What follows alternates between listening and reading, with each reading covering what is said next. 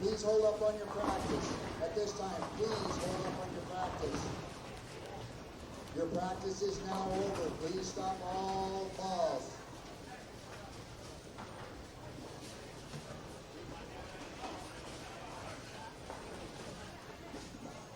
Please ensure that your pin setters are on their first ball cycle. You have a full rack of pins.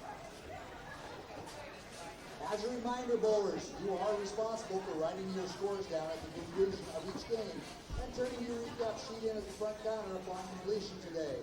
As a courtesy to other competitors, as you finish your game and move lanes, please allow the pair you are moving to time to complete their game before moving on to the bowler's area. Attention all spectators, please do not block the entrance to the bowler's area with bags or chairs, as our volunteers and staff need to move quickly and freely through that area. Water bottles all must be on tables above this walkway. Remember, flash photography is not allowed during our tournament competition. Now, let's give these athletes a round of applause as they begin their tournament competition.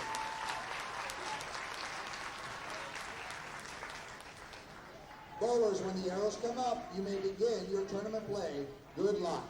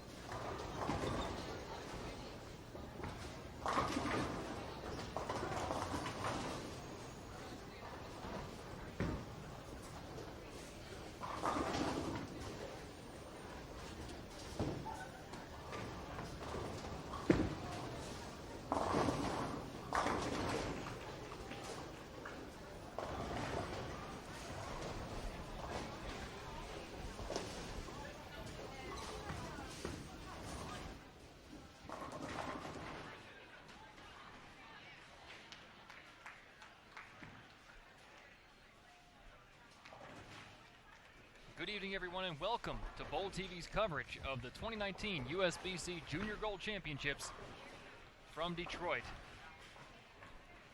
I am Daniel Farish, and we are live at Thunderbolt Lanes in Allen Park, Michigan for the final qualifying squad of Day 3 here at this year's tournament. Right now at Thunderbolt, we welcome squad number 11, U17 Girls Division, getting in their 4 games on this challenging oil pattern. 2 different channels you can choose from to watch, 8 different lanes covered. If you're here right now, you're on channel 1, covering lanes 67 through 70, and channel number 2 is unmanned. Well, my boy Jason Thomas is down there, but he doesn't have a headset on. Lanes 27 through 30.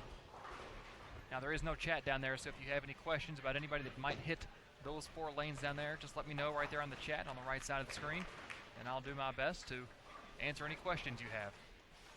Take a look at who we have in front of us on our 2 featured pairs on this channel. Stepping up on lane 67, Juliana Gosney from Lacey, Washington. Juliana, just the previous frame, converted the PBA washout to 1-2-4-6-10. Throws the ball very well, but she's struggled the first 2 days out here.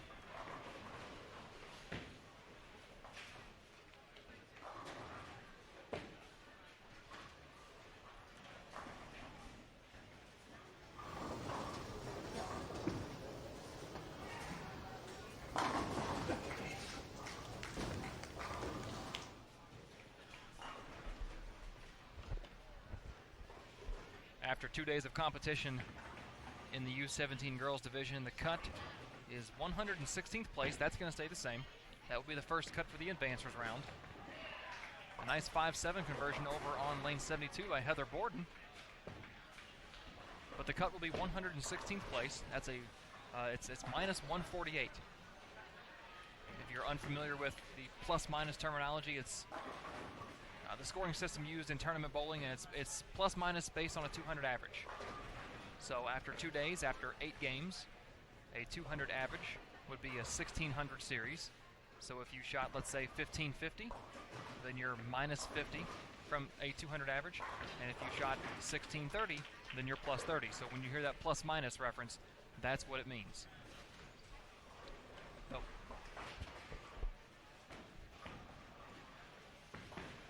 Oops, sorry, graphic change. No. U17 Girls Top 64. I still had one number up there from the previous squad.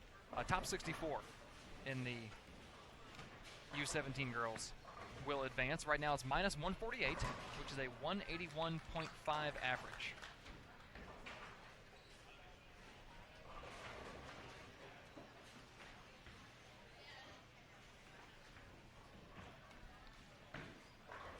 In respect to the cut, we're going to talk about 3 types of players today.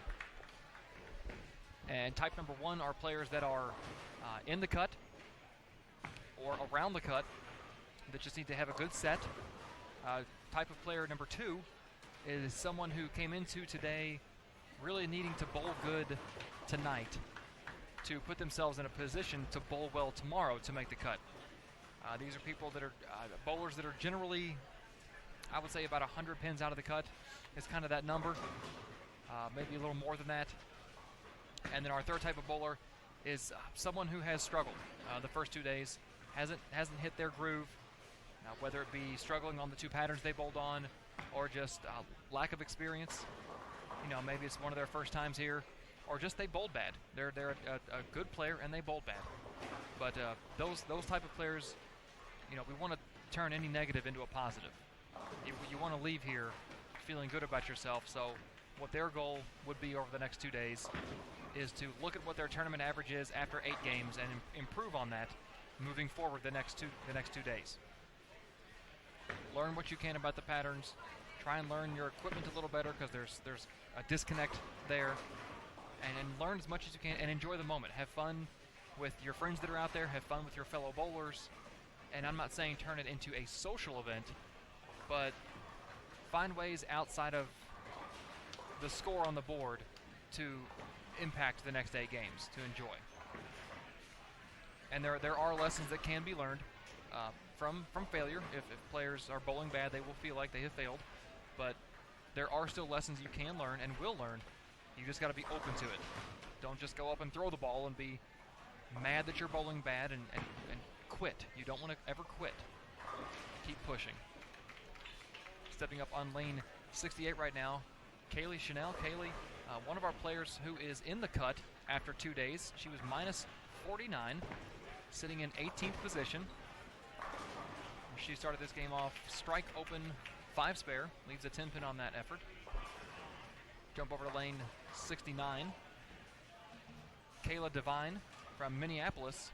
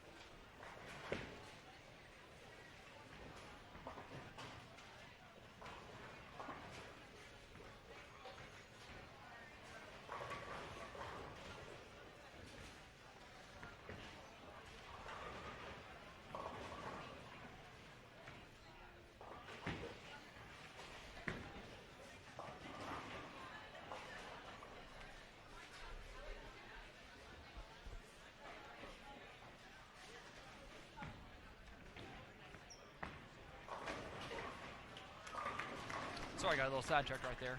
Back to Kayla Devine from Minneapolis. She's kind of one of those players that struggled the first 2 days and needs to use the next 8 games as a learning experience.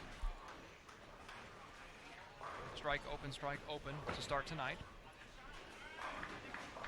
Strike there, cross and carry. Crystal George up on lane 68. Crystal from Pleasant Prairie, Wisconsin. Good break there, leave just a 7 pin.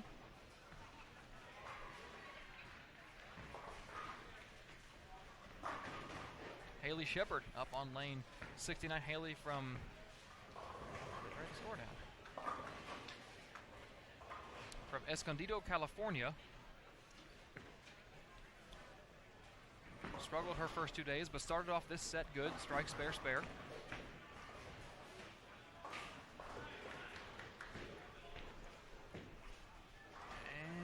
Score correction.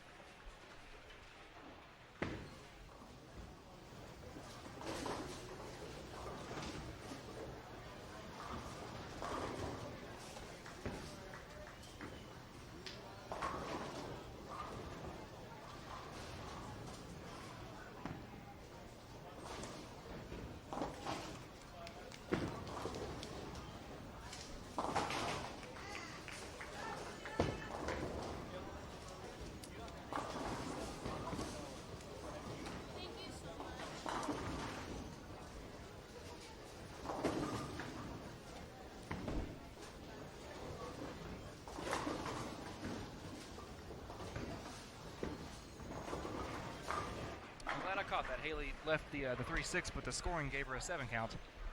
I just happened to be looking up at the right time.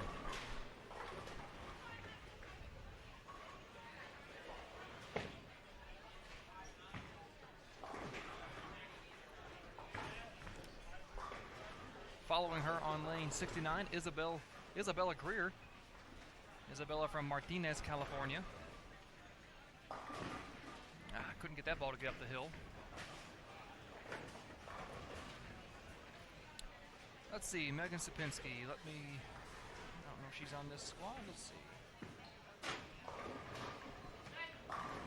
Megan is not on this squad. Give me a couple minutes, Linda, and I'll check the recap sheets and see if I can.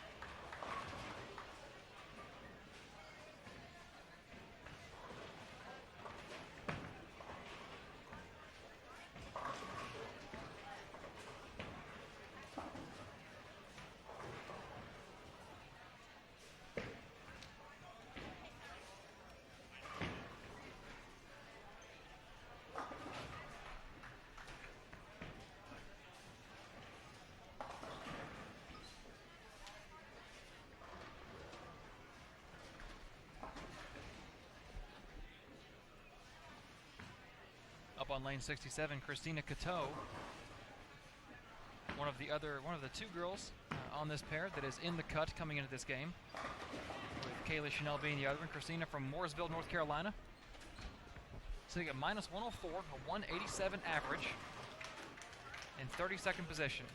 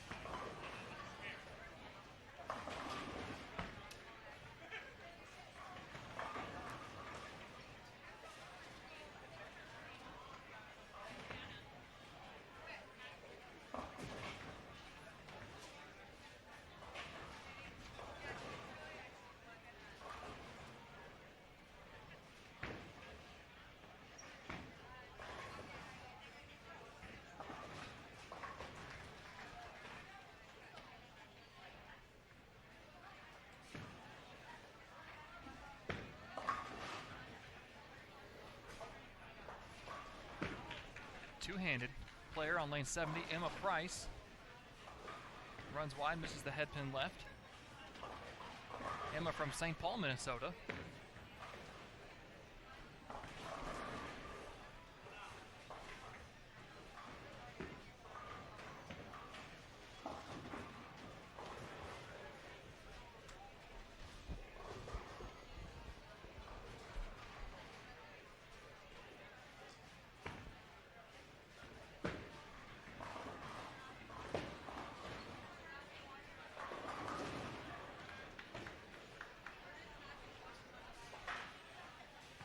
Angelica Alonso, lane 68, coming to us from Cleveland, Tennessee. Had quite a few Tennessee bowlers here. All from cities in Tennessee I had never heard of.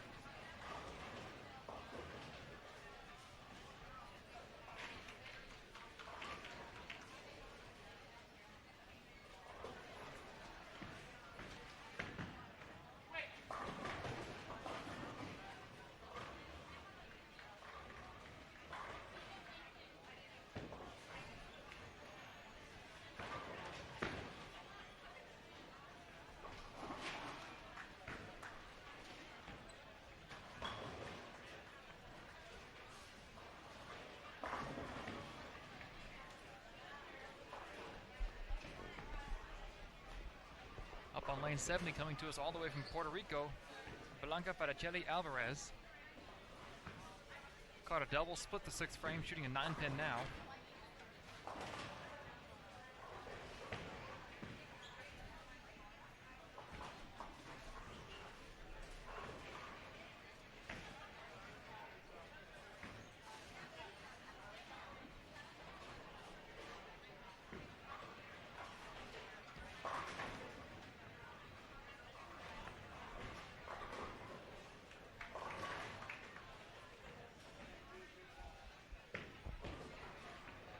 Waiting on a 10-pin to get reset for Brianna, or for Isabella, excuse me.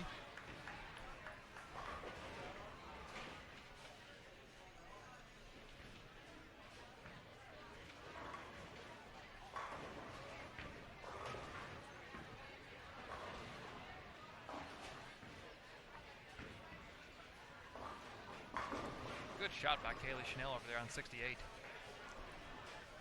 Bounce back from the open in the 7th frame. Crystal George is going to try and do the same thing on 67. She opened the 6th frame as well.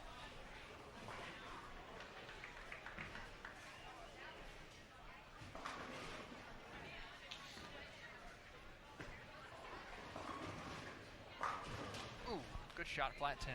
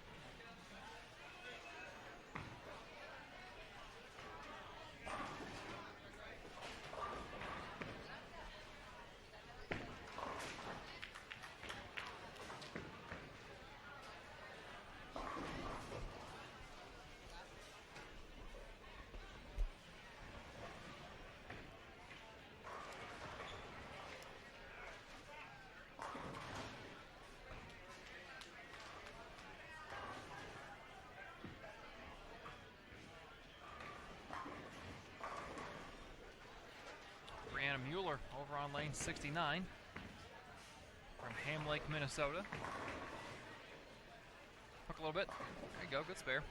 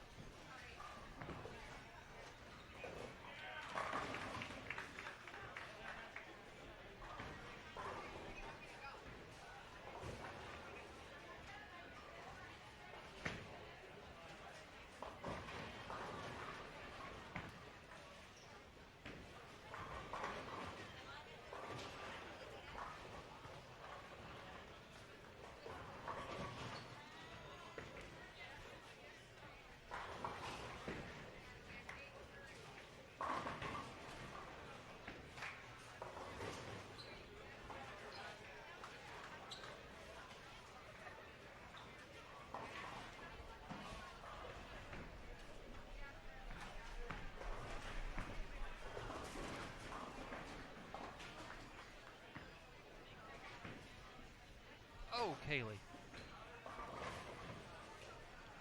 Don't want to give away pins like that.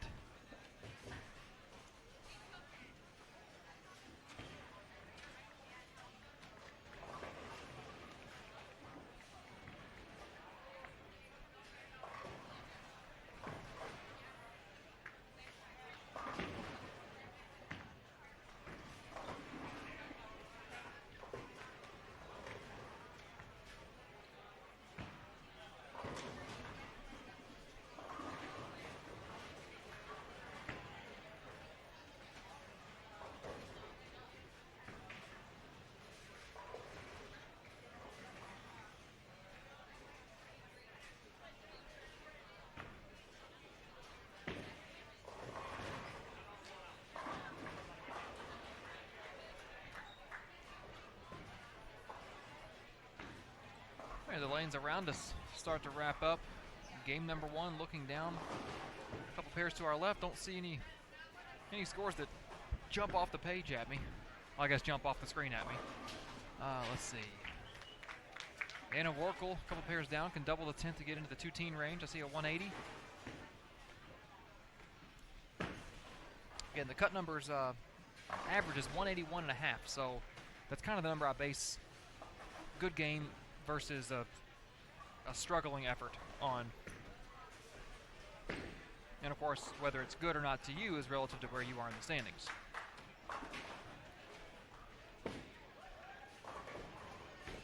If you're 100 pins out of the cut and you're shooting a number that's on par with what the cut average is, it's not a great game. You're going to need to do a little bit more work than that.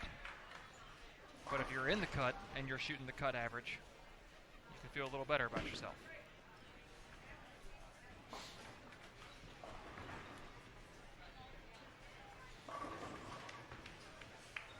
Haley Shepard gets that ball just a little bit wide. I keep wanting to call her Emily Shepard. There's a girl back in Louisville I bowled with for a long time whose name is Emily Shepard.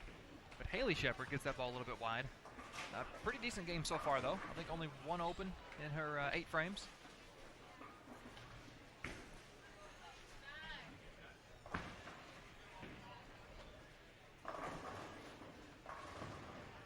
Just make sure that one gets across.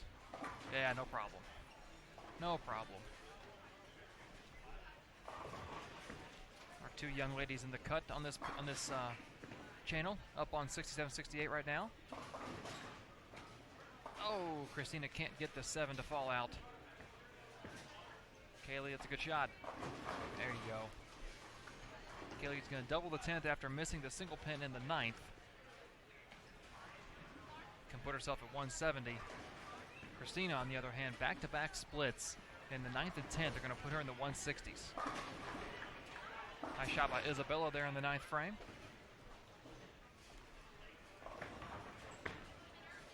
Oh, Kayla. Whew. From this angle, I thought Kayla was going to miss that 5 pin on lane 70 to the left. Ooh. Christina over on 67 came close to nipping that 9 pin. Might have tipped it over into the 7. Just missed it. Quality effort by Kaylee there in the 10th frame. You see why she's sitting in 18th place coming into today. Just hate to see that missed single pin in the 9th. Brianna, runaway Brooklyn. Rocking the Minnesota jersey.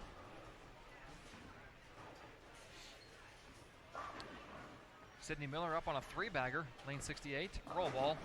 There you go. Rough start to the game, but she can punch the back 6 for a 193.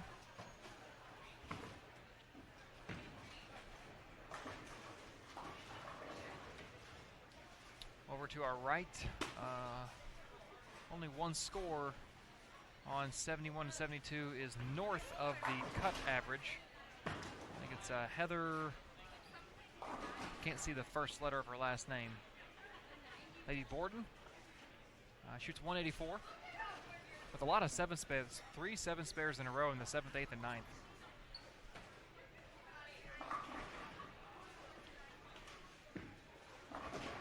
Oh, good shot by Sydney. Couldn't carry the half pocket hit that she carried the shot before.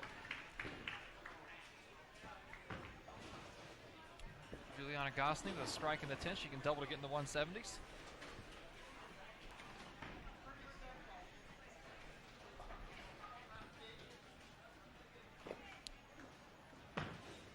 Coming up next game, we are going to have our tournament leader after 2 games, or excuse me, after 2 days, Jennifer Laredo on lane 69.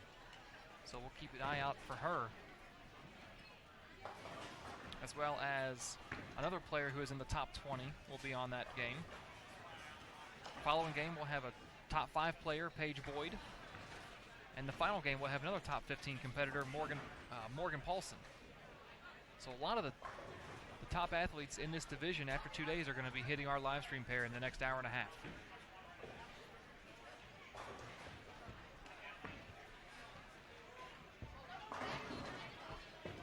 Shot by Crystal George there, trying to get herself into the 180 range.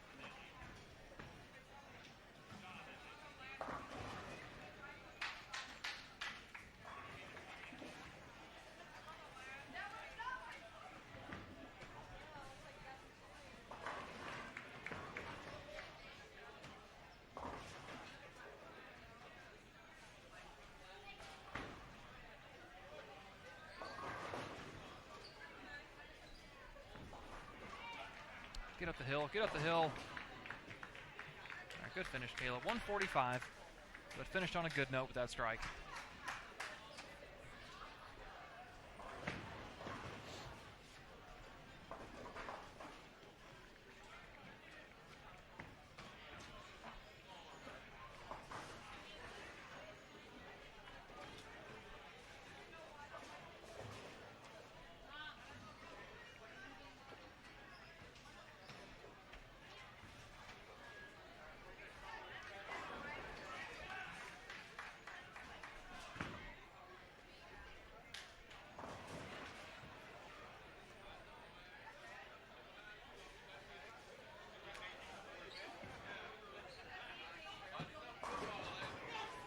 Runaway Brooklyn for Isabella. She'll take it.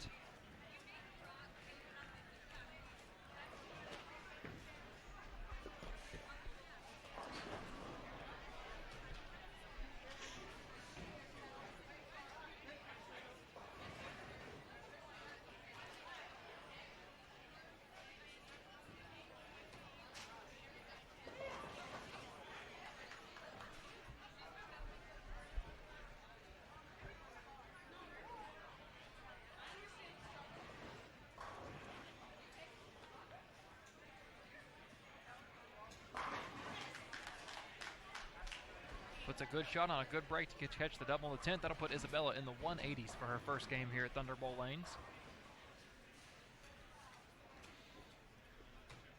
All the action this week across 8 bowling centers in the greater Detroit area.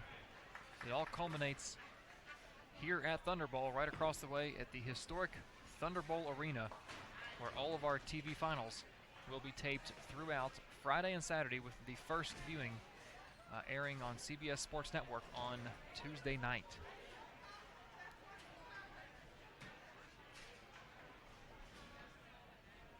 Thunder Bowl in itself, a very unique setup. 3 bays of lanes. We are currently in the main bay, lanes 21 through 74, a 54 lane section right here. To our right is the Cosmic Arcade Arena. No difference in the lanes. The lane beds are the same, machines are the same. It's just in a Cosmic setting, which we will actually utilize those lanes for part of our match play on Friday, because that is when we invite a lot of divisions in here for their advancers, final advancers rounds. The U12 boys and girls begin their match play on Friday morning, and I believe that's where they're going to be at, is right next door. But the Cosmic area has lanes 65 through 90, so 16 lanes over there, and 1 through 20 are down in the historic Thunder Bowl Arena, which if you aren't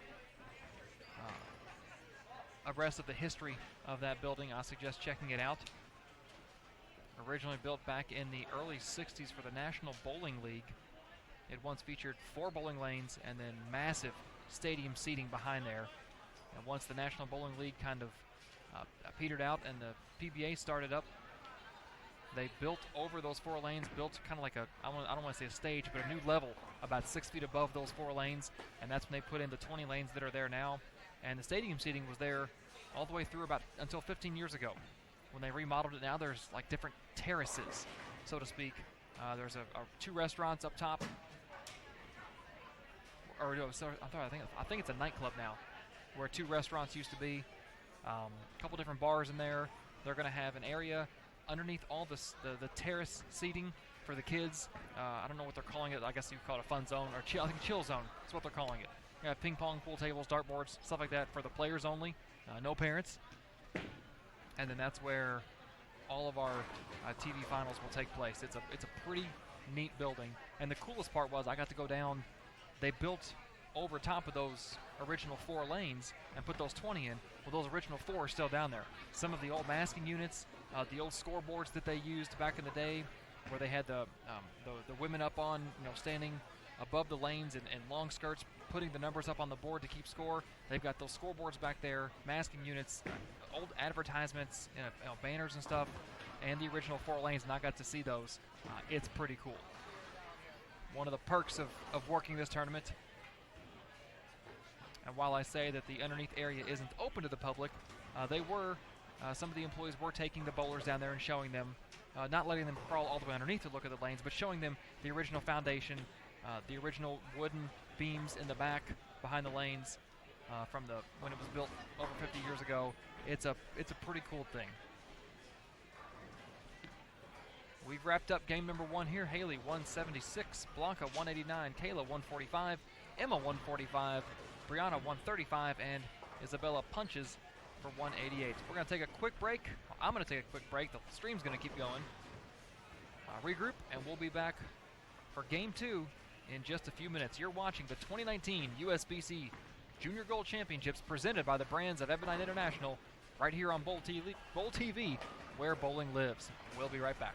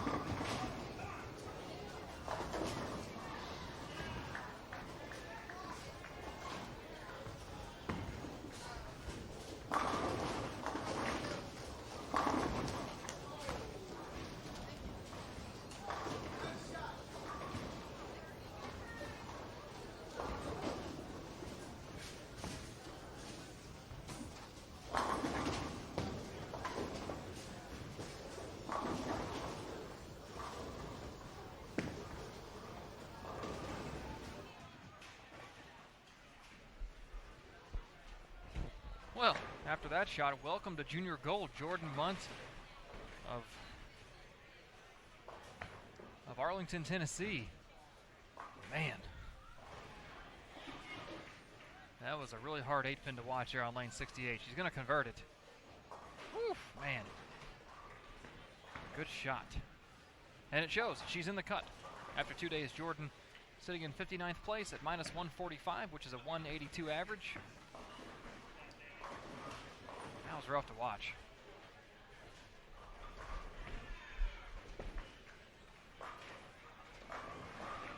Following her on lane 68, Savannah Tillett. Savannah from my stomping grounds as far as the state goes, Parksville, Kentucky. I have no clue in Kentucky where Parksville is. Let's look it up. My gut says Eastern Kentucky.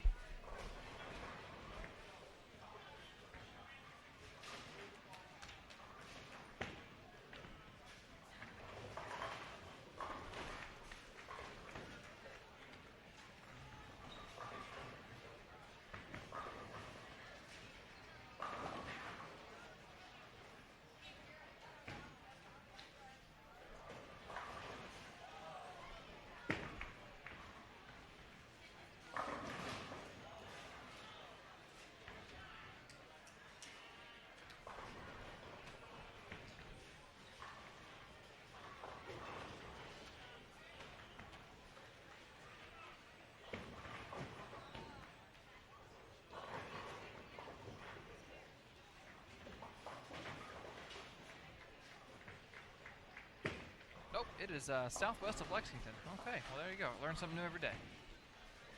Learn of a new city in my state.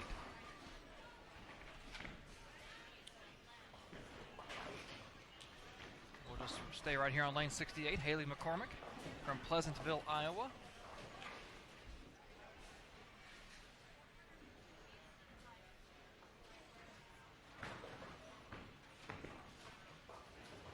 Roll ball. Good shot. Flanked on her left side by Jalen Rogers. Jalen comes to us from Jackson, Mississippi. Yeah, second or third player we've had from Jackson.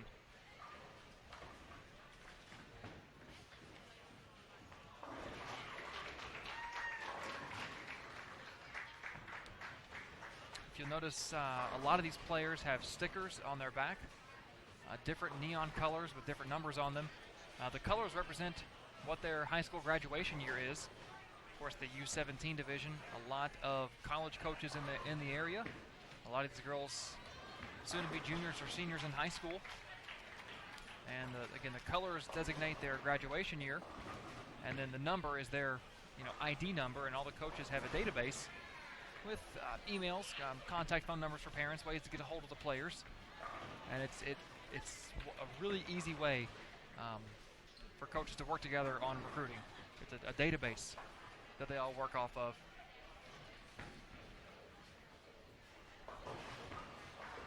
Somebody asked on Monday if the stickers were automatically assigned. I don't think so. I would guess that if you are about to go into your senior year and you've already committed to a school for bowling, or you already know where you're going, then you can opt out and not take a sticker. So I wouldn't think they would be mandatory.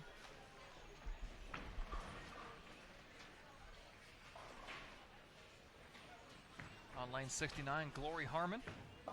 Glory from Douglasville, Georgia, sitting in 125th, minus 216. Again, the cut minus 148, so she's in that window where if she can have a good night tonight, she can put herself in a position to make tomorrow relevant. Becky Kepke just washed out on lane 68. Becky from Sioux Falls, South Dakota. It's pretty cool. We had a girl from South Dakota earlier that had the Mount Rushmore image on her jersey, around the front and back of her jersey. That was pretty cool. Glory rocking the old school polo. I like that. I do that from time to time. I'm more jersey heavy now with my apparel than I have ever been. But I am still somebody who does enjoy wearing a polo to bowling. It's just what I grew up on. Of course, they're not the heavy cotton horribly uncomfortable polos that we used to wear back in college. Oh my gosh. I got in my closet a couple weeks ago, or I guess a couple days ago. Sorry, it was a couple weeks ago. I was still in Las Vegas. A couple days ago when I was home, in between Vegas and coming out here, looking at what shirts I was going to bring out here, and I stumbled upon some of the old polos we wore for Lindenwood. Oh man, those things were thick as a burlap sack. I don't know how we competed in those.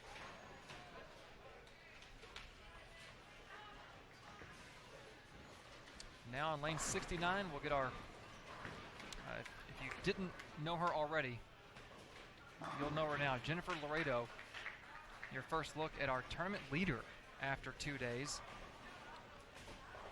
8 games, Jennifer is plus 77. 209 and change average. Started off with a double this game.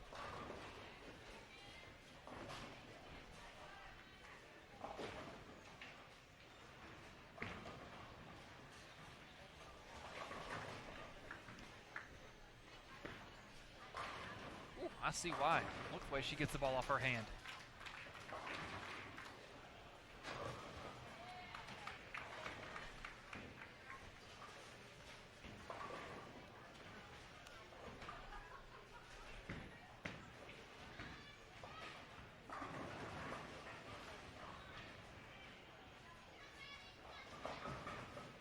And one of the disadvantages to this being my first year working junior gold is I don't know a lot about bowlers who have had recent success here at junior gold. News to me, Jennifer was our 2017 U17 Girls champion.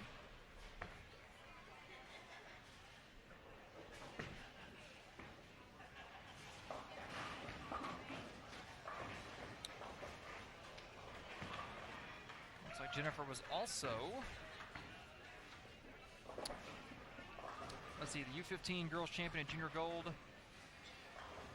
She claimed 3 titles at the 2018 Bowling.com Youth Open Championships. They won her NorCal Rockstars, took home the team title. She took home the girls doubles title with Alyssa Alexander. And she won the girls all events with a 2013, a 9-game total of 2013.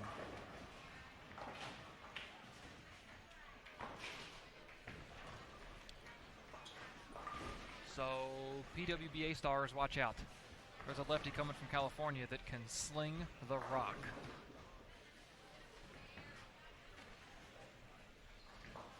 We'll switch over to the right side of the lane. And I don't mean the correct side, I mean the right side. Haley Schwark on lane 69. Beaver Dam, Wisconsin native.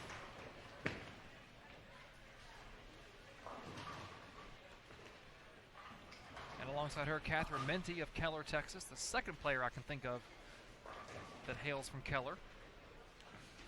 The other being Ellie Drescher, who's a daughter of a friend of mine. Oh, rough break for Katharina there.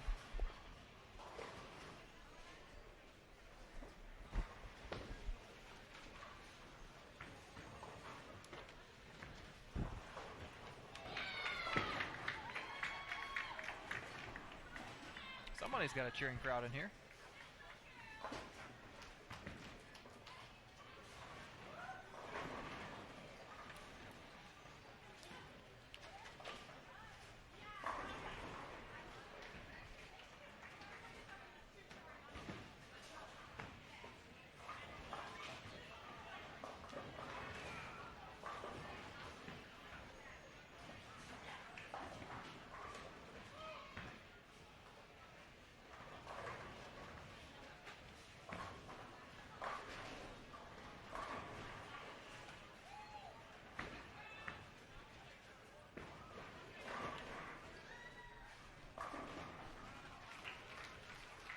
My advice to Miss Laredo, even at such a young age, if you're interested in bowling on the PWBA Tour, she and many others, and all of you ladies that are interested in bowling on tour, can register now for one of the PWBA regional tournaments. For more information on all the different cities that PWBA will be visiting, and more information on the tour itself, go to pwba.com. Women's Tour back on action in a couple weeks. up in Hartford, Connecticut, followed by a stop in my hometown, Louisville, Kentucky, the week after. I'll be working that hopefully alongside Emil Williams Jr. and Aaron Smith, maybe more behind the scenes. I guess if we're behind the camera like we are, we're always behind the scenes, but less vocal. And then they are traveling to Orlando for the week after that. Take 1 week off. They'll be down in Raleigh, North Carolina for the Players' Championship. Another week off. And they'll be in Richmond, Virginia for the Tour Championship.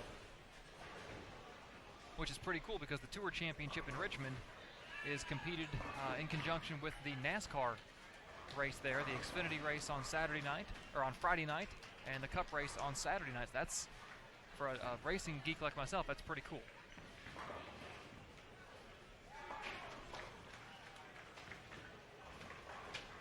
Solid pickup there on lane 68 by Marissa Constantine out of Wayne, New Jersey. 16th after 2 days of competition, minus 31.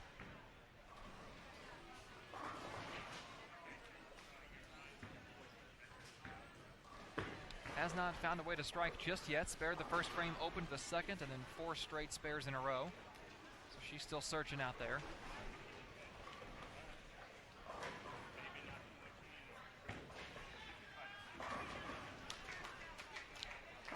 Jalen Linder steps up on lane 70. Jalen from Hoopeston, Illinois.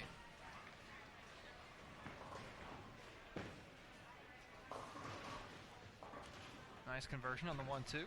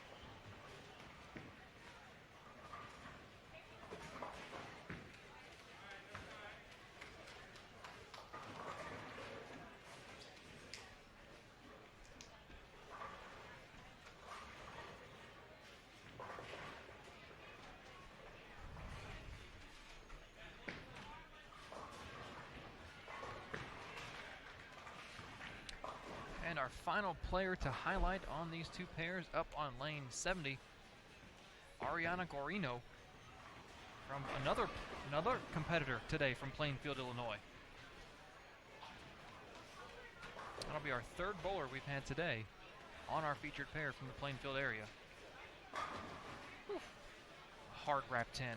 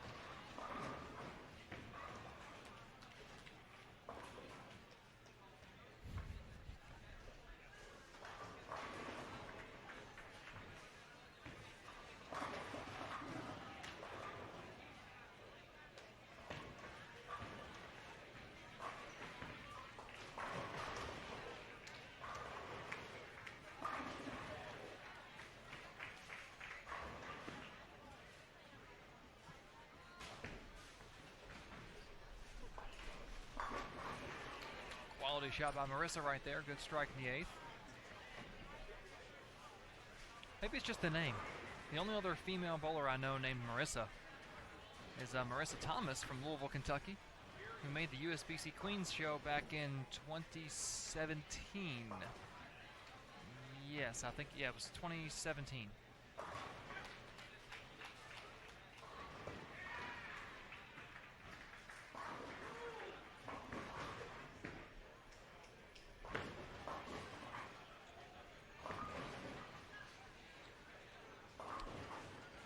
Very incredibly high flush hit for Jennifer Laredo over on lane 70. Clean through the halfway point of the game, steps up in the 6th, and boom, 6, 8, 10.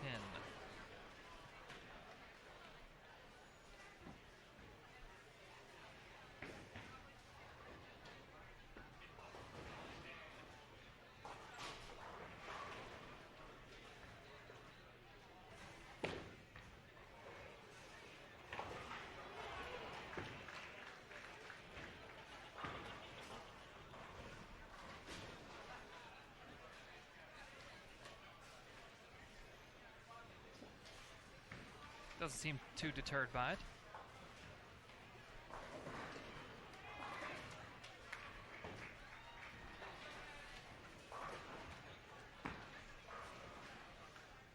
Get the 5 out. Ooh.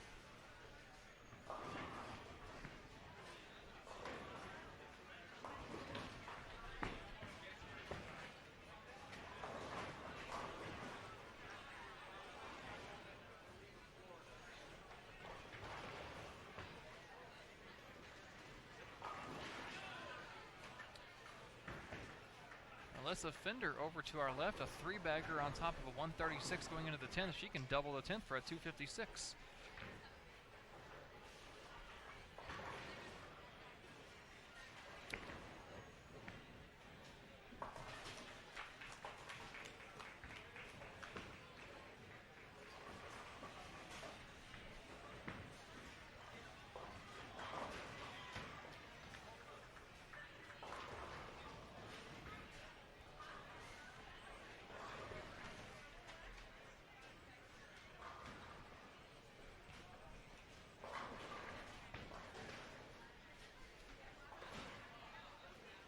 Hook a little bit, ball. Hook a little bit. There you go. Good shot, Jalen.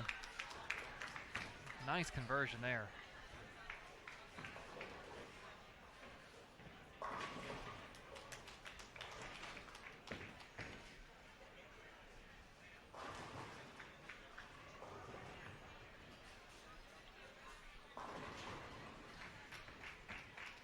Haley Schwartz trips out the 4-9.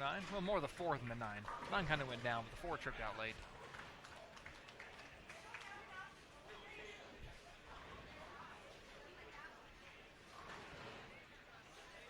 See how Jennifer bounces back from that 6-8-10 she left last frame.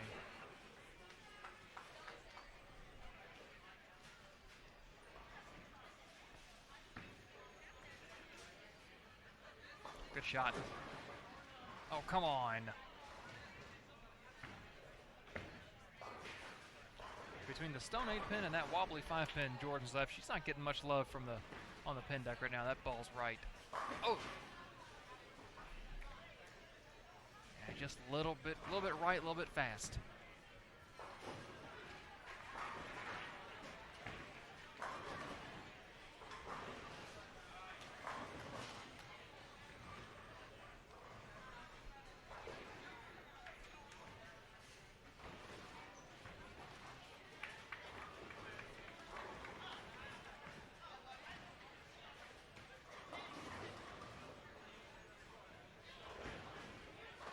Jordan. Ah.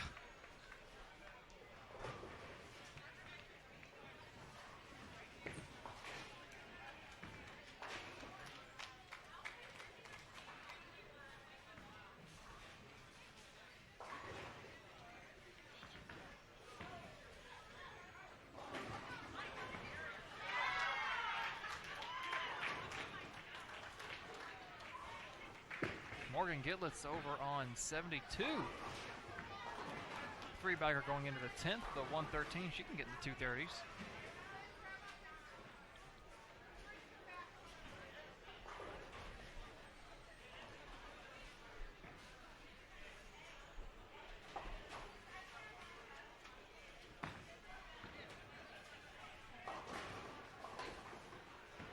the first time, as Jalen leaves the 3-7-9, which is the left-handers 2-8-10 that us right-handers leave, the first time I remember ever leaving that was at Junior Gold, my first year in Indianapolis, on the medium pattern at Woodland the first day. It's funny how you remember stuff like that, and I made it.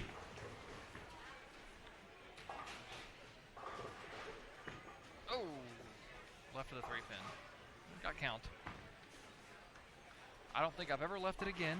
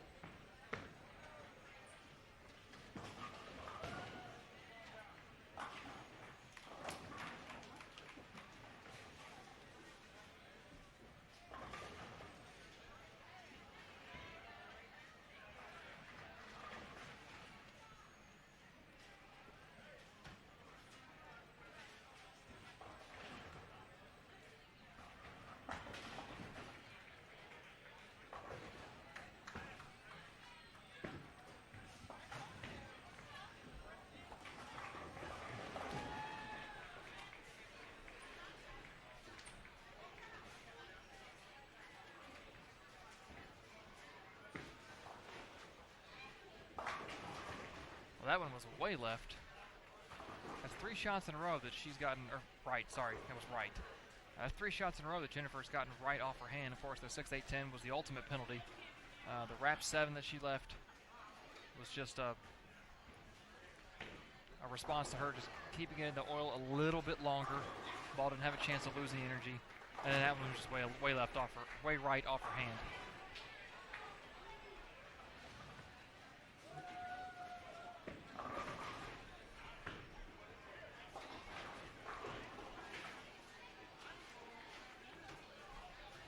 Hook a little bit, Marissa. Hook a little bit. Not the opening the 10th frame she wanted. That's another open for Jennifer over on 70 as well.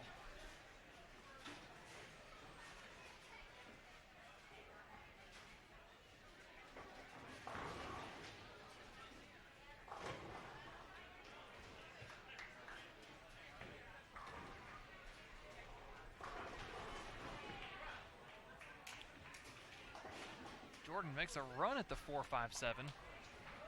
But unfortunately, the ball was sliding to the right when it hit the 4, so it just kind of fell in front of the 7 rather than kick into the 7.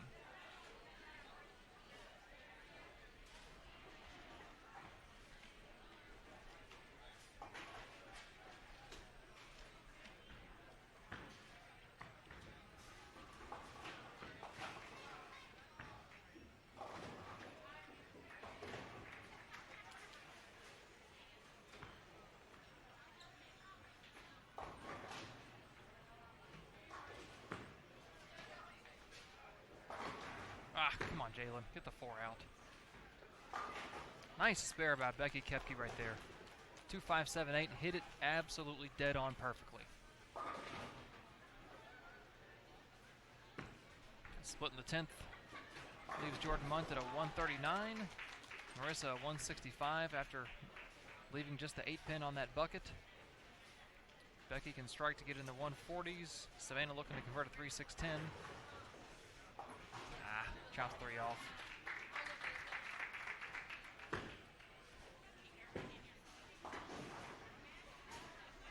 To our right, Morgan Gitlitz, who had a chance for 230, goes 8 spare in the 10th. If she can strike the field, that'd be 211. Solid game right there for Morgan.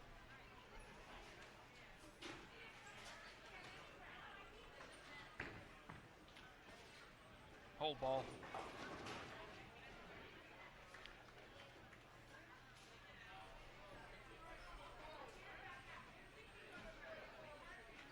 Haley McCormick coming off a missed single pin. Left of target, hits the Brooklyn pocket.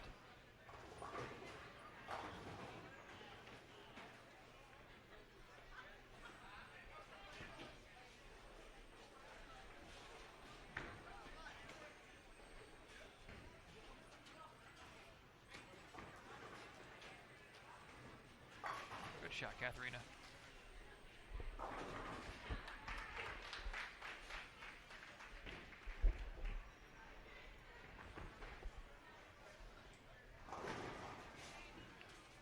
Jalen trickles him down, looking to get into the 190.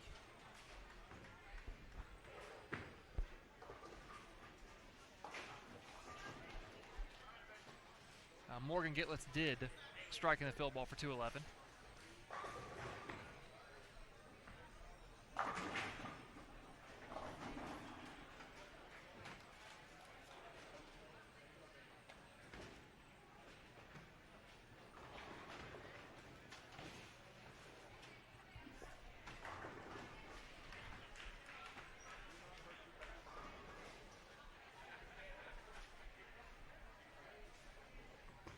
Oh, that one hung on her hand.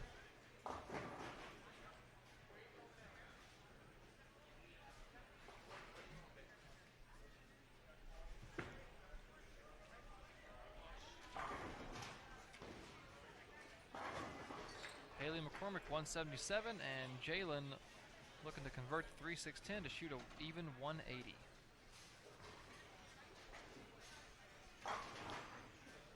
.69 and 70 still in the 9th frame. They're right over the 9-pin. Guarino is a 1-2-4.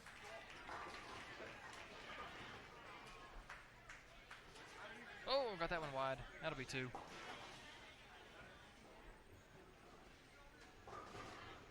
Now Alexis Butchert can strike the field ball on lane 71 for a nice 211. Carlson carry, there you go. Headpin hits the 1, or headpin hits the 5 and the 9 for a nice 2. So 2 211s over on 71 and 72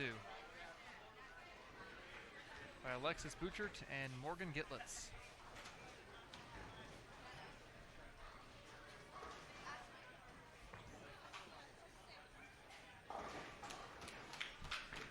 Makes me laugh every time somebody walks in front of the cameras down on the catwalk in between the pit area and where they're stationed at on top of the counters. These are probably 7-8 feet in the air, and they're pointed upwards at the monitors, and the center one is downwards, but it's higher up than the other two, and everybody ducks when they walk underneath them. And they've got like 2 feet of clearance without ducking.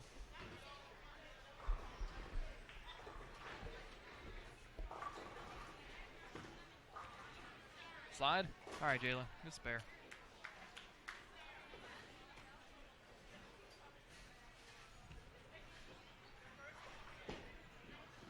Oh, no, no, no, Glory.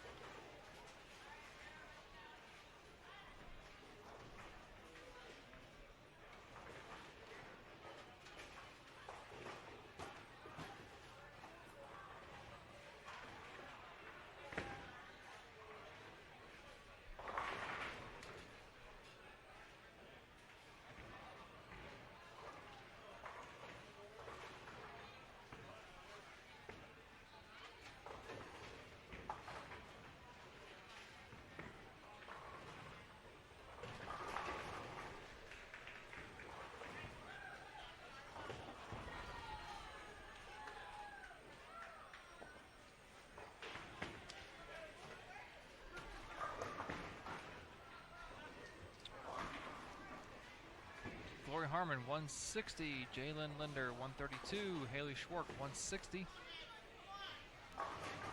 Katarina Minty looking for her third 7 spare in a row.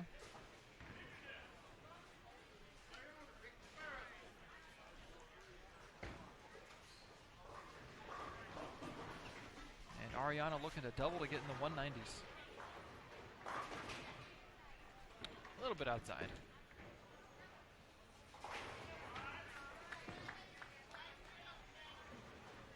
Oh, Katarina.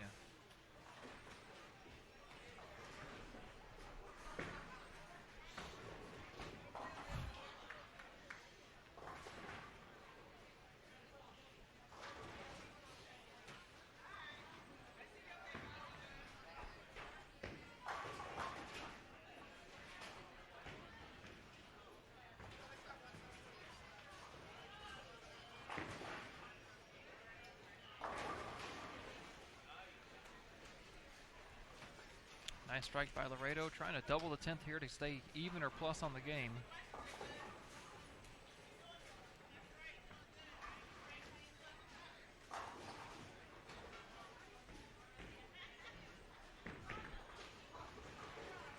Two splits on that right lane in the 6th and the 8th, a 6-8-10 and a 2-7 for Laredo. Good finish by Ariana, 184. And now we're down to Jennifer Laredo to finish out this game. Not a ton of down lane motion, but the ball's got a lot of power when it gets to the head pin.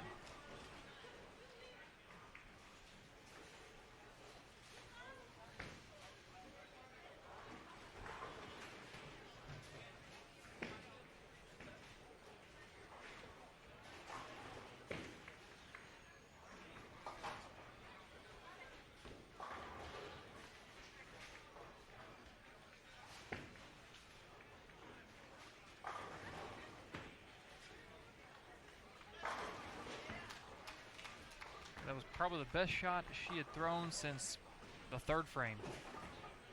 The middle of that game just did not go the way that Jennifer wanted it to go. But finishes out strong, shoots 201, saves the game, gets plus. And shows why she's our tournament leader and why she's such a great champion, not only at this event, but at other national youth events around the country. All right, that'll do it for game 2. I'm going to take a quick break. We'll stay live, obviously.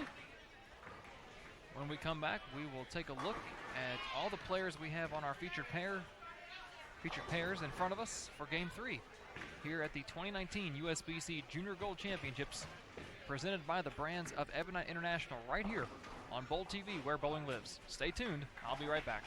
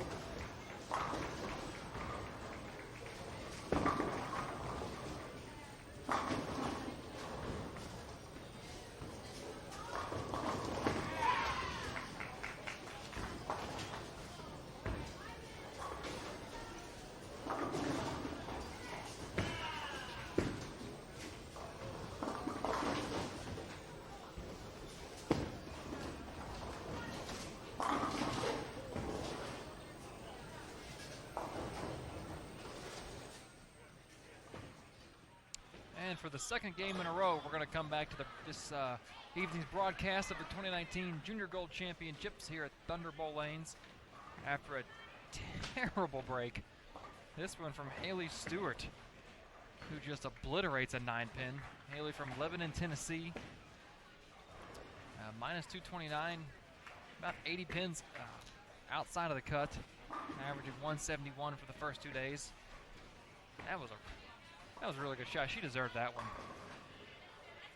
From Lebanon, marked as Lebanon, Tennessee, but she's decked out in the maize and blue of the Michigan Wolverines.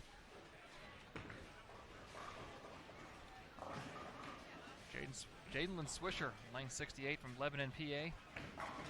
Had a couple Lebanon players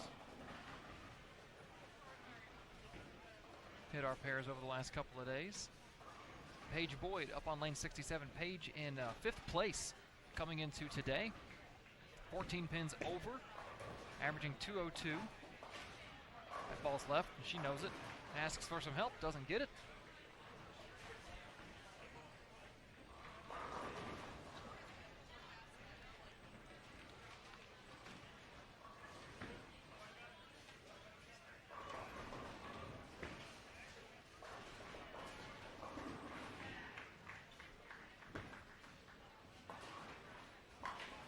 Paige, after a split the first frame, spared the second, missed a single pin in the third, struck the fourth, single pin sparing the fifth, and she's staring down her third possible single pin spare of the game. Oh no, that one was left as well. She looks unfazed by it. I thought that ball was closer to missing it than I think she thinks it was. But I didn't let go of the ball, so I probably shouldn't judge. I'll give her hits. Taylor Brigg late on the 7 pin. Taylor from San Antonio, Texas, home of my San Antonio Spurs.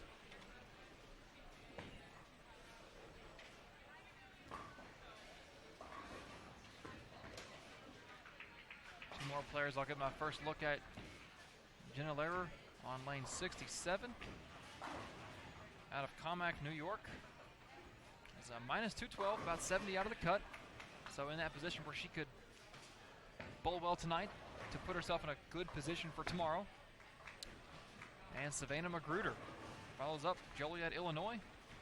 6 pins behind Haley Stewart at averaging 171.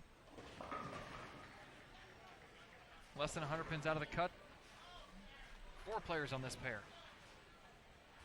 Excuse me, 3 players. Jenna, Haley, and Savannah all less than 100 pins out of the cut. Plenty of room. Plenty of time to get up there.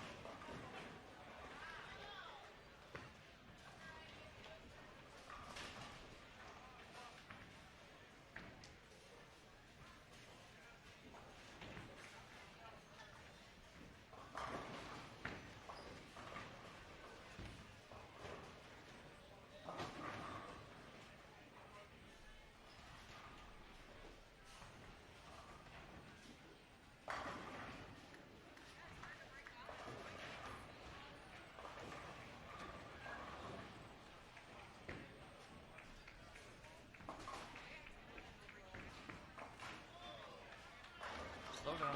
Oh.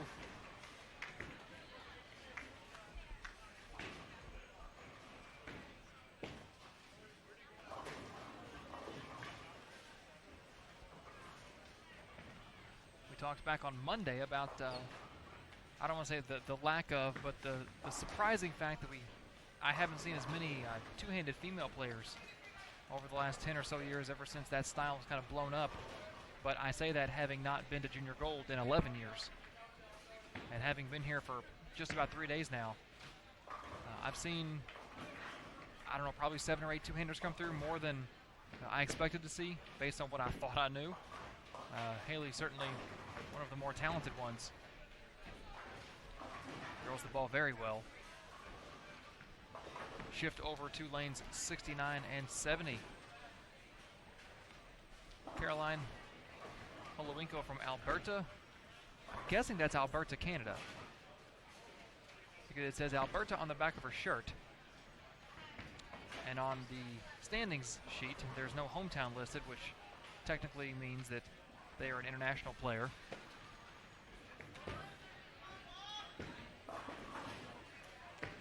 Had a fair share of Canadian representation. Also had a player from Puerto Rico, Blanca, back in game 1. And had a player from the Dominican back on day 1. So not just a national tournament, but we have had plenty of international participation as well. Grace Williams needs that ball to go right. It did not go right. Grace from Ladson, South Carolina, within 100, actually right, just over 100 pins outside of the cut. Lauren Slagter working on a triple, on a 3-bagger. Goes through the nose with a big 4. Lauren, one more player on these 2 pairs this game that's within 100 pins of the cut. A big game here will go a long way towards helping her close that gap.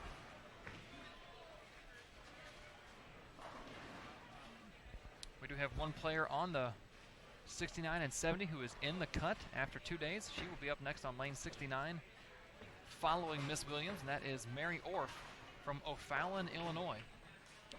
O'Fallon right across the river, about 10 miles across the Mississippi River from St. Louis.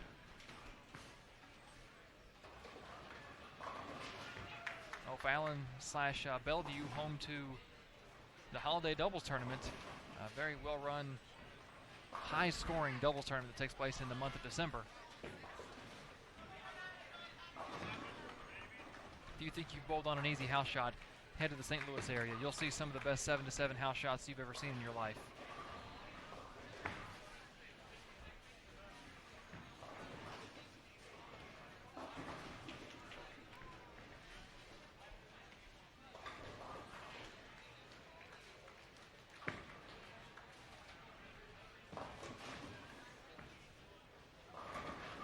Peel.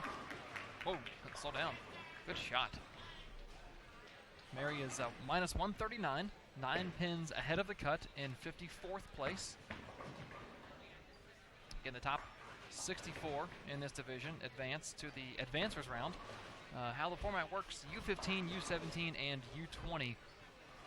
Their formats are all the same. The cut positions are different, but the format is the same. 4 4-day blocks in 4 different bowling centers on 4 different sport-compliant oil patterns, which have not been released. Those patterns will be released on Sunday. I would assume Sunday following the tournament, let's say. Once the tournament has been completed, they will release what oil patterns were used in each round. The players had 2 days on Saturday and Sunday to practice in each of their respective centers to get an idea of what kind of pattern was in each center, what equipment they might want to use, the surface changes they might want to make, etc. After the 4 days of qualifying, that gives them a 16-game total. They will cut to the top 1 and 7. So for this division, they will cut to the top 64 players.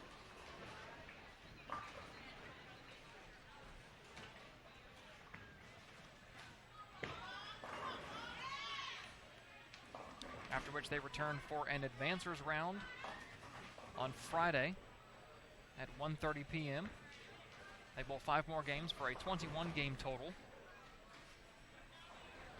After 21 games, this division will cut to the top. Let me pull it up. After 21 games, the U17 girls will cut to the top 32. They will bowl 5 more games on Friday evening, at which point they will cut to the top 16. And the top 16 will be seeded directly into a 16-person bracket. Think March Madness, 1 versus 16, 2 versus 15, etc. All pinfall drops at that point, and they are 2-game total pinfall matches in a double elimination bracket. Once we are down to 2 bowlers in the winner's bracket and 1 bowler in the elimination bracket, those 3 will be seated directly into a stepladder, 1, 2, 3, and that is your TV finals, which will be taped over in the iconic, historic Thunderbolt Arena all throughout Saturday afternoon, with the first TV show airing on Tuesday night.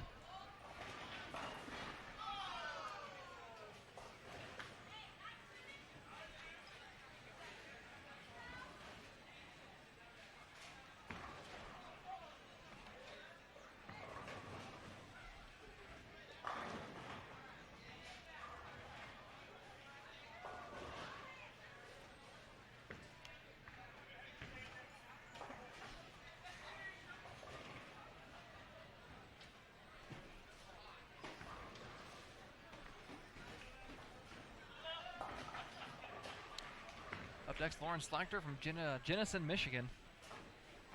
I feel like I've said that last name already. I think she might have a brother or a sister. I've said that last name before. That's not a common last name. Another player ducks as they walk by the cameras. Evan Smith on lane 70. Had a pretty decent game going. Opened in the 6th.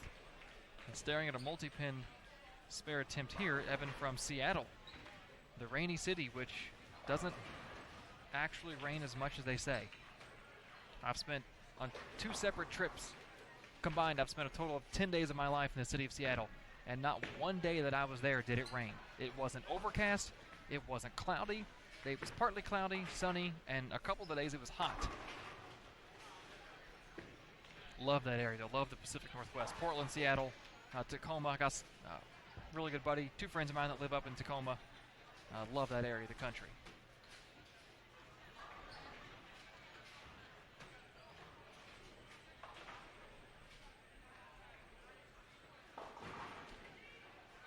Up next on 70, Liza Verrier from Tecumseh, Michigan. Plenty of Michigan participation with the tournament being right here in the state.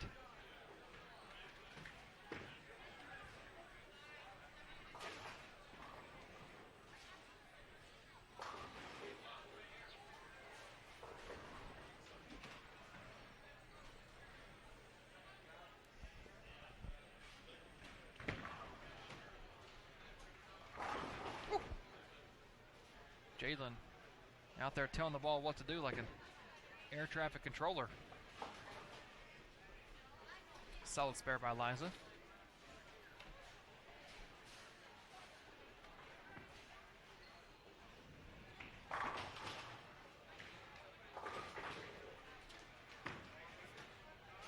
Hook.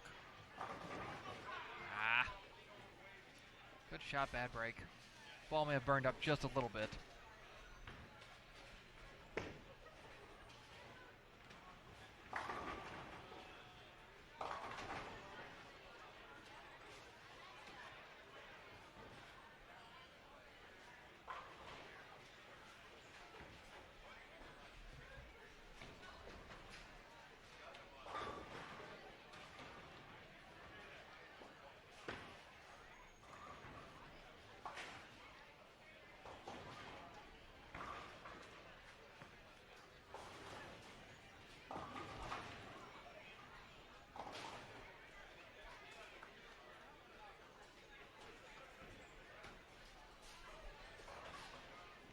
(67-68) starting to wrap up game number 3. 5th place coming into tonight. Paige Boyd over on 67 was looking to catch a double to get in the 190s, but 8 spare on that strike will put her at 184, which, with where she's at in the standings, a game that's over what the cut number is, but with where she's at, she's not concerned with the cut. She's not even thinking about it. It's not even in the back of her mind. She's looking at the lead.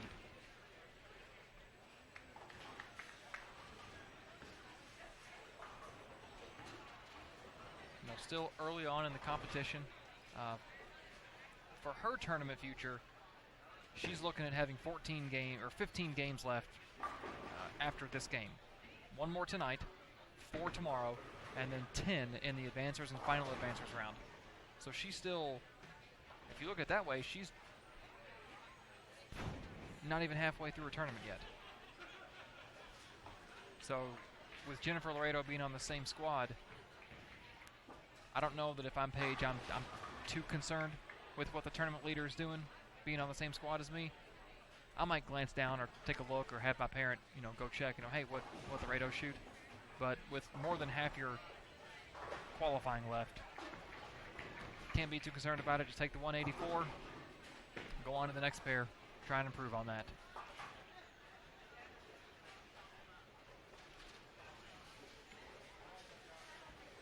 Taylor Briggs strikes out for a 148.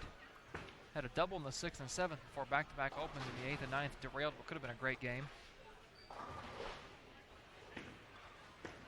Oh, I think that's left Savannah. It was. 4 of the last 5 frames opens for Savannah for a 154. I gave her a spare.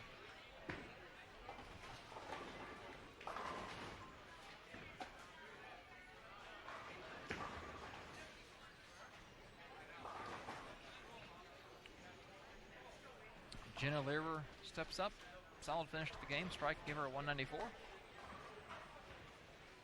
Jenna is minus 212 coming into the game. So if she can find a way to only go minus a little bit today, I don't know what her first two games were. She'd be in good position for a chance tomorrow to jump in the cut. Oh no! Grace.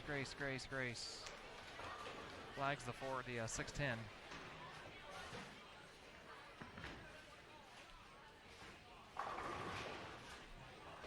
Nine count for Jenna, 193, solid game.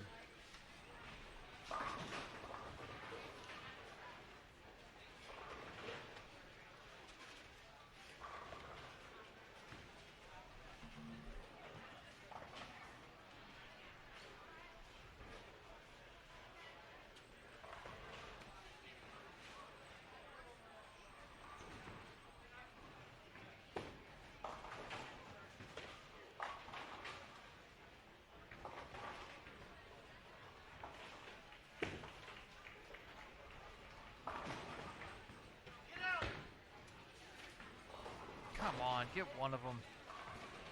Haley Stewart has had some bad breaks this game. Right, bad breaks aren't going to be the only reason you're shooting in the high 130s, low 140s. There was some suspect shot making as well for anyone that's in that score range. But she got no breaks this game, not one.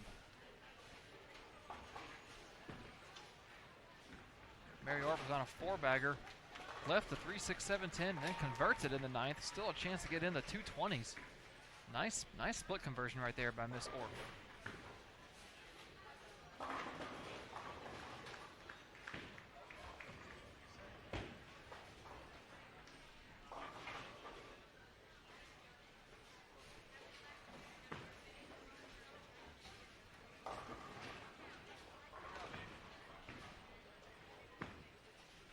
Anyone from the St. Louis area knows the Orff family, Ray Orff and Steve Orff, two very well-known players throughout the history of the St. Louis. Andrew Orff, collegiate player in the St. Louis area, or from the St. Louis area. It's a very, very talented family with deep bowling roots in St. Louis.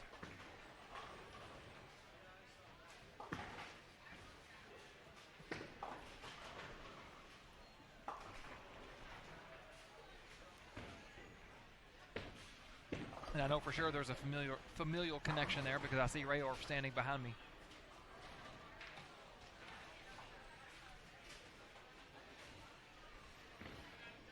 All right, 6 frames left from these 6 players before they head on to their Game 4 destination. Jadelyn Swisher offers up her fill ball in the 10th over on 67. That ball never got to the spot or hit it and just burned up immediately. One of the two.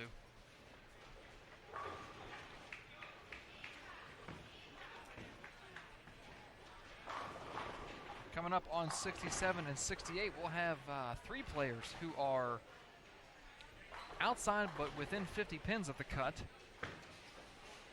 And over on 69 and 70, we will have 2 players who are inside the cut. So we've got some bowlers coming up who have a lot yet to bowl for.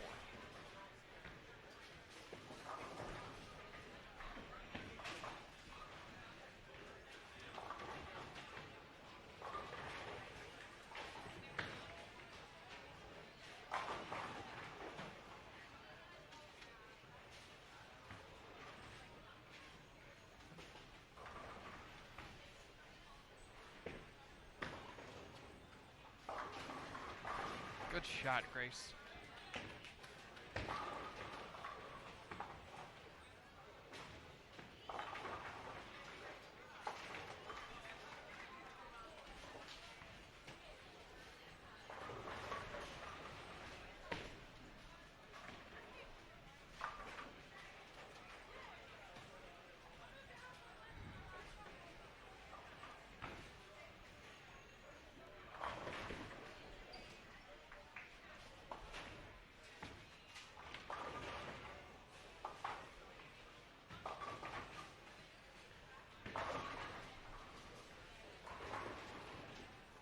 Mary, she makes the 3, 6, 7, 10, and I guess she wanted an opportunity to up the difficulty because she leaves a 3, 4, 6, 7, 10.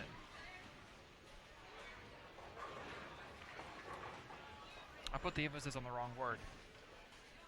Now she leaves the 3, 4, 6, 7, 10. That's better.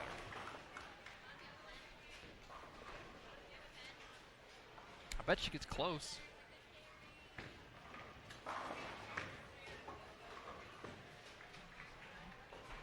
Oh! Well, that's not the way you want to come off a 4-bagger.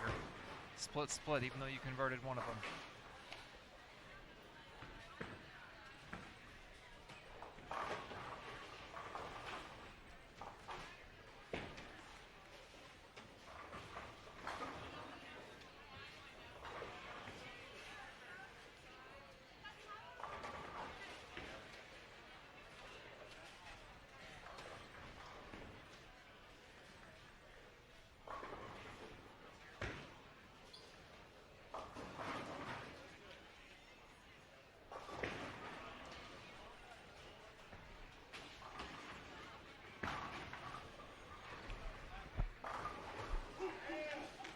I had somebody through text ask me what the stickers were for on the back of the shirts, and it's just easier to explain it here than to text it all.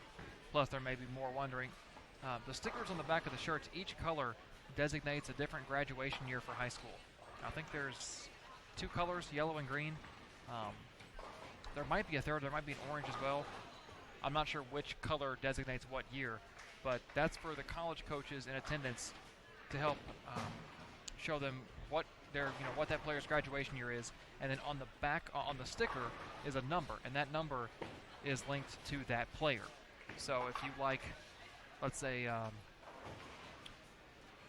Madison Marks, who just set a ball down on 68 in the blue jersey, she's got a green sticker that's number 312. So you watch her throw the ball 4 or 5 shots, you're like, man, she throws it really good. Who is that? And they don't have a name jersey on. You can log on to the college coaches database they have and look up, green sticker year, that number, and it shows you the players. I don't know what all information's on there, but talking to Kayla Bandy, former Junior Team USA teammate of mine, and University of Pikeville bowler, who now coaches, she said that you can get information, name, birthday, contact phone number, whether it's their personal number or a parent's number, email, and ways to get a hold of the player for the recruitment process. The old days, it was you just walk the bowling center and see a player, and you hope they have a name shirt on, or you hope you can catch them at a moment when they're not bowling or not bother them, or hope they walk up to your booth on Saturday at the opening, at the registration. But as with many other aspects of bowling, the recruiting process has become a lot more streamlined and a lot more simpler.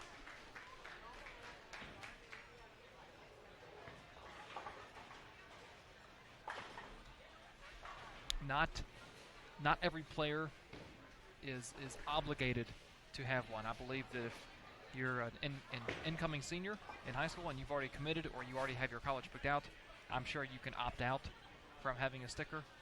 I don't know that for a fact, but it would make the most sense to me. I don't see where that would have to be a mandatory thing. I haven't asked yet.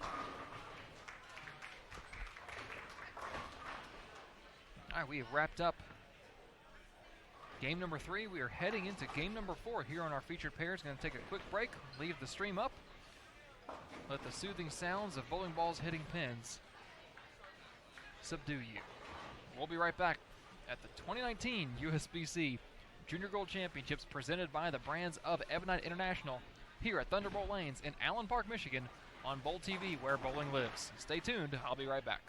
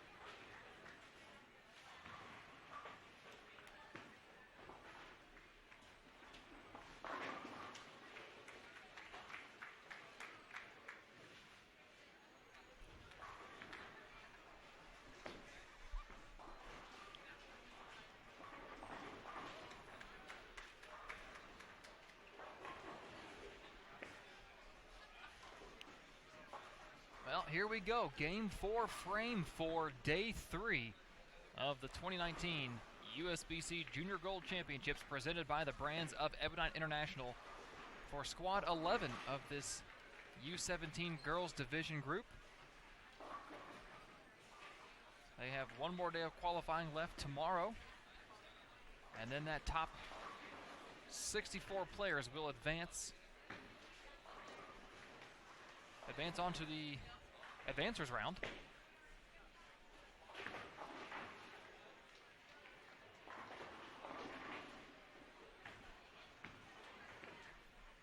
Take a look at our players over on 67 and 68. First off,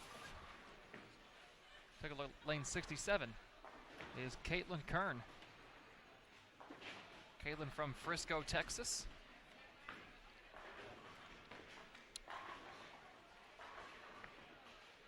Kind of on the bubble as far as her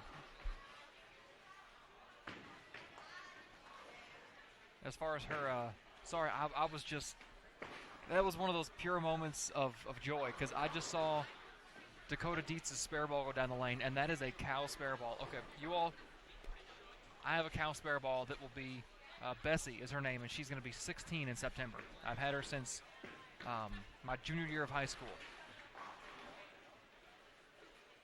I guess senior year. Yeah, 03-04 is my senior year. Sorry, I'm back. Caitlin Kern, Frisco, Texas, over on lane 67. She's one of those players in the zone where she has a lot of work to do to get in the cut, but it's not realistically impossible yet. She was 120 out coming into today. Back-to-back opens in the second and third. This game don't help. Not sure what she did the previous 3 games. But she's just on that outside fringe of, okay, you need to get going.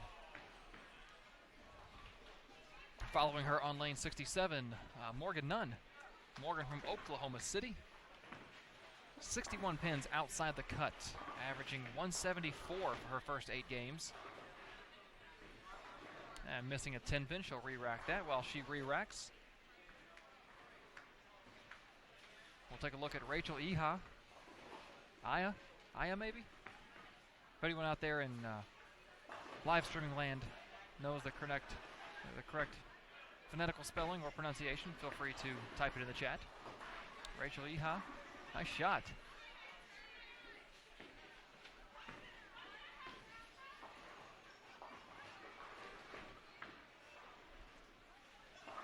All right, Alex, got an Ashland Hoyt fan in the chat. All right, now Morgan throws her shot. Cross and carry, Brooklyn. Morgan again, 61 pins out of the cut, so chance. Ainsley Chambers up on 68. Ainsley from Ocoee, Florida. She was closer to the cut, 26 pins out, sitting in 82nd place. So hopefully for her sake, she's had a good night, and she can pick up this 310.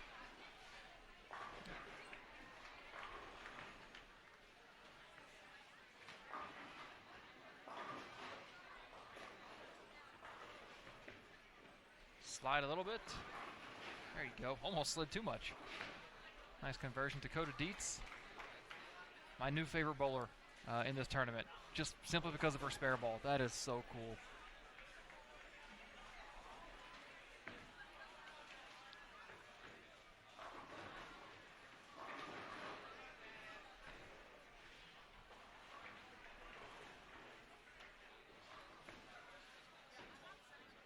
Oh, Bessies don't like that.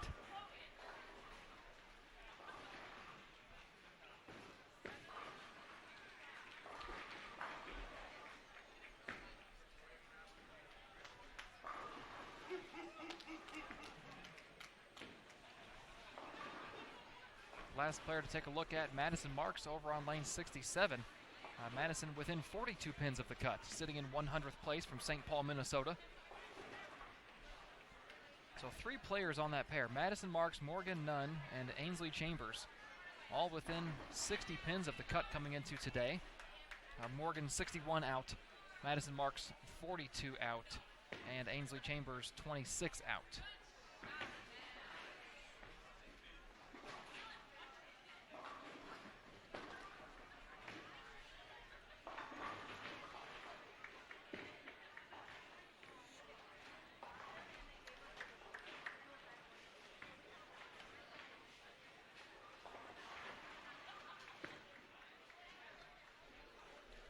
2 players on 69 and 70 are inside the cut.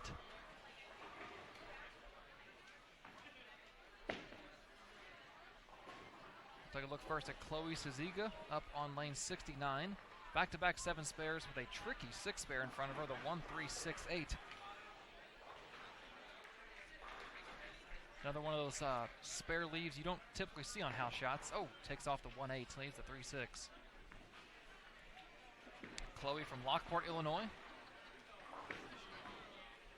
Hometown of Brian Valenta, 2-time Junior Team USA member back in 03 and 05.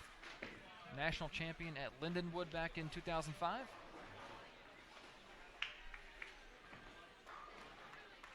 Followed by Morgan Paulson. Well thrown shot by Morgan out of Steen, Minnesota. Morgan 15th coming into today, minus 30, a 196 average. And you can see why with that excellent ball roll that she has. She's followed by one more player inside the cut, Laura Rolfs. Sitting in 35th position, minus 109, a 186 average after 8 games.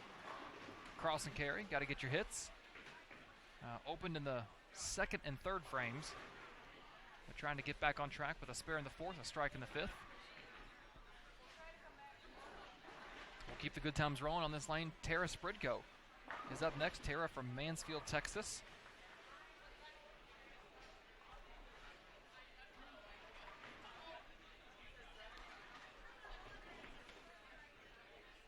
About 130 out of the cut. She'd have some trying to make tomorrow relevant. That's what these players are trying to do on each day, is make the next day relevant. Ball needs a hook so we can get Brooklyn.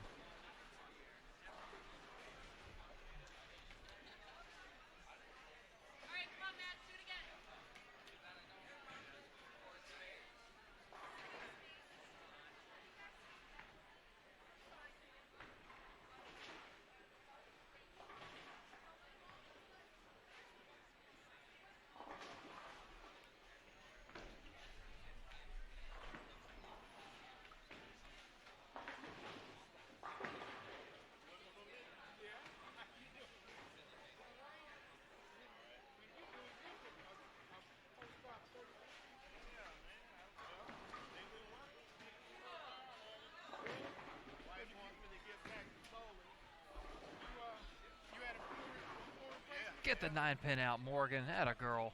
Good shot.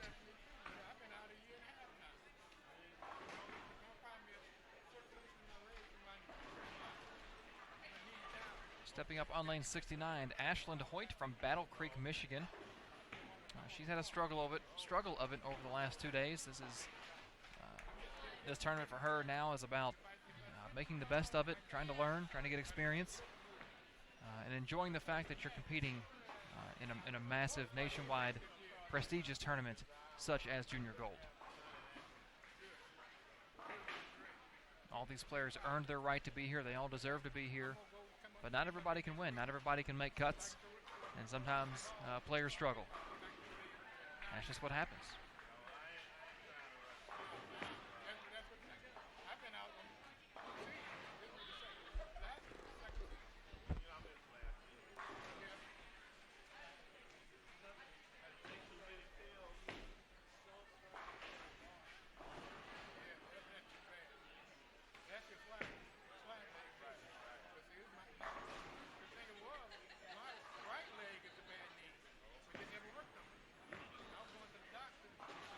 Sit ball.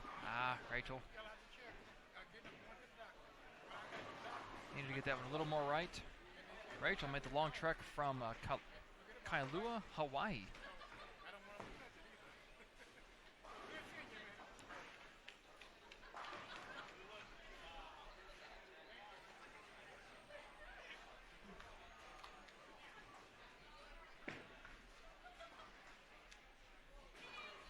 Ashland tickles the 9-pin down, but gets it down nonetheless.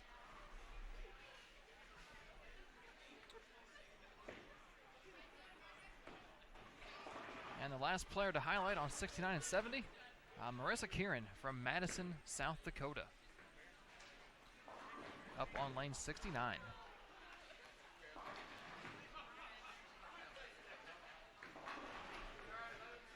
That ball read in an area of the lane that I haven't seen a ball read yet.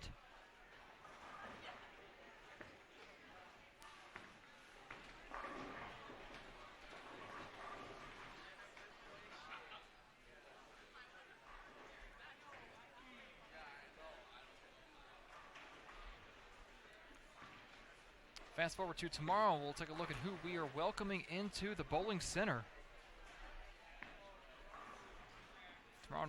Tomorrow morning, 7 a.m., U12 Girls. That will be the final qualifying block for the U12 division. The boys will be over at Sterling. Take that back, there's one more U12 block at 11:30 for the boys at Sterling. But after 11:30 block, the U12 division will be done with qualifying. They will make one cut and go into their final advancers round, which will take place at Super Bowl tomorrow night at 8:30. Hate that we're going to miss that one. It's always fun to watch. Watch a squad when you know there's going to be a cut. The emotion gets up, the tension builds. You see players pushing, and you ultimately see which players can handle the pressure and which players succumb to the moment. And I don't know, having never watched the U12 division in that situation, I would guess that the very, very, very top tier of that division understands the moment, the pressure. But you wonder if, and this may work in their favor, if they don't fully grasp the moment and they're just out there bowling and trying to do their best. And I mean, to be honest, sometimes that's better. It's better for the psyche. It's better for the arm swing. Arm swing stays a little looser. You don't tighten up. You don't try to make a shot. You don't reach back for that little bit extra, which never, ever works out well in this sport. The minute you reach back for that little extra, you get that little extra, and that ball hooks a little extra sooner and a little extra much, and you leave a little few extra pins on the pin deck that are standing and not laying down on top of the shaker board in the back. So that'll be us tomorrow morning, U12 Girls, here at Thunder Bowl. And then we alternate U20 Boys at 11:30, U17 Girls. So this division in front of us will be back at 4 p.m. And then we cap off the night with the U20 Boys at 8:30.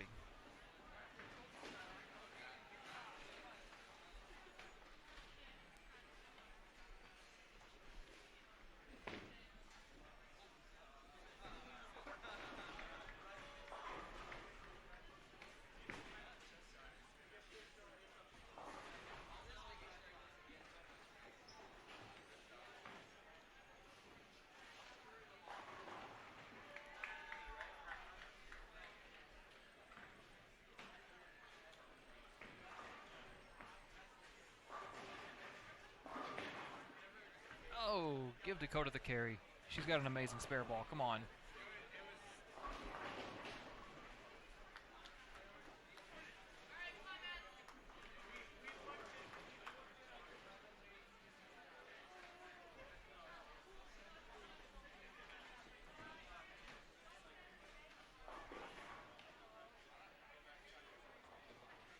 I will say, for whatever reason, the crowd tonight has been more than I think any crowd we've had this week. More than any afternoon or early evening or morning or any other night crowd. This place was absolutely jam-packed.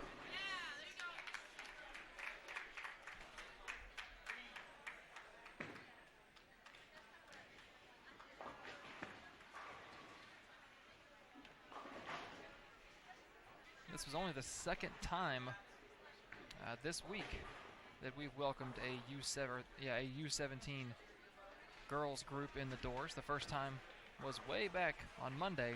Seems like a long time ago at 11:30. Oh, Chloe misses the 1-2.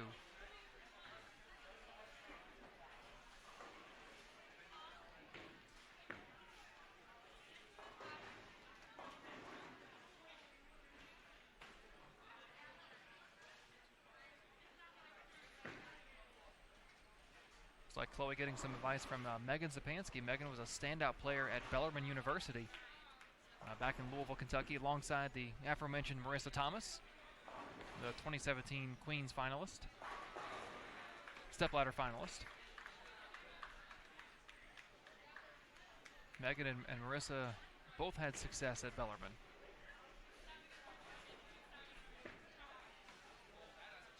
Maybe. Oh, I thought Rachel had that 2-4-10. It looked good off her hand.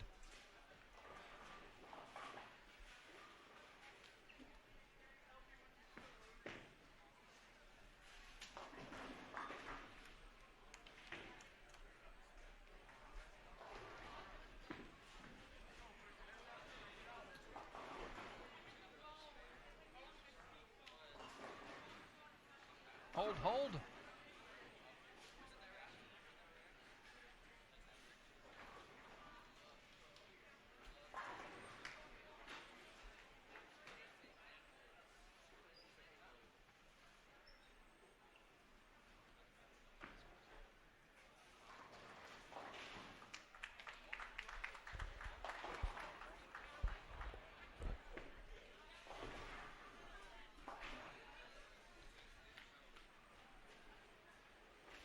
Just hit me that tomorrow morning's U12 girls, we haven't seen them in this building yet. We've seen the U12 boys and the U20 boys and the U15 girls and the U17 girls. We hadn't seen the U12 girls.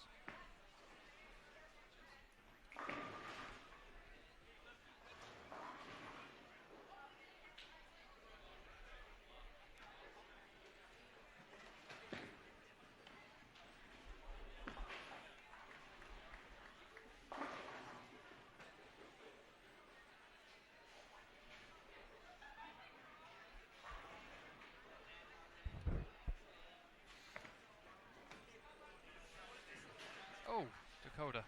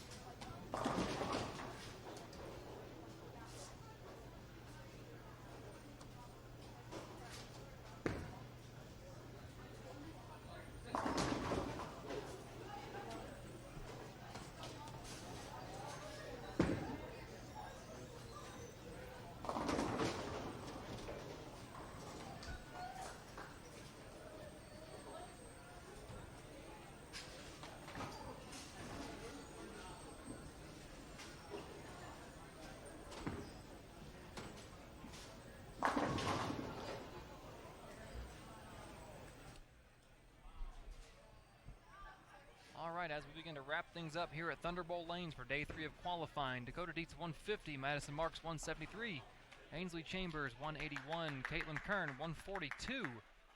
Over on 69 and 70, Chloe Sego 142, Tara Spridko 141, Morgan Paulson 151. Not what she was hoping for to finish this block, coming in inside the cut. Ashlyn Hoyt, good shot off her hand, didn't hold.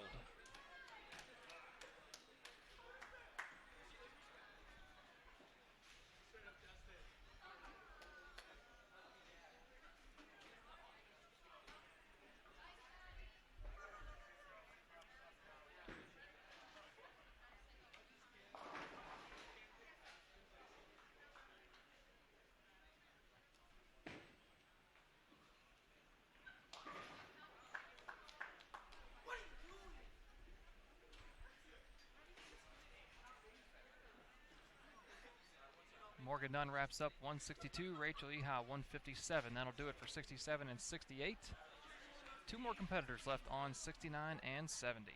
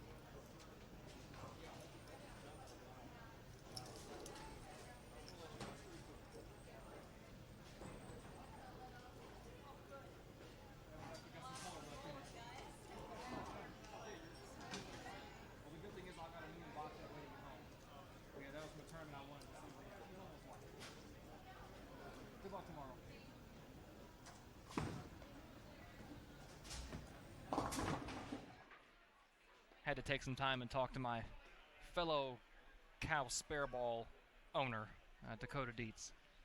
Said her mom, she got it from her mom. It used to be her mom's spare ball back when she bowled. She says probably, I think it's like, I don't know, 20 years old. Oh, not how we want to finish the night here on the live stream. Marissa with a 142, Laura Rolfe 158. So both of our athletes on 69 and 70 who were in the cut coming into tonight hit our live stream pair for the final game. Both shot 150. We're hopefully more for Morgan and Laura. The rest of their night went better than the final game. And that's it. We are the absolute last pair done in the building. So we're going to sign off. Join us back tomorrow morning. We are back in here at 6 a.m. Competitors back in at 7. We're not off tomorrow morning like we were this morning. But tomorrow, the final day of qualifying for all of our divisions, and we get it kicked off with the U12 girls here at 7 a.m. It's their last qualifying squad, and the boys' final qualifying squad for the U12 division will be at 11:30. And then tomorrow night at Super Bowl, the U12 boys and girls have their 4-game final advancers round at 8:30. But tomorrow we'll see the U12 girls at 7 a.m., the U20 boys at 11:30 a.m., the U17 girls at 4 p.m., and the final qualifying block for the U20 boys at 8:30. Join us right here tomorrow, the final day of qualifying at the 2019 USBC Junior Gold Championships presented by the brands of Ebonite International, right here in Greater Detroit on Bowl TV, where bowling lives. Have a great night, everybody. We will see you in the morning.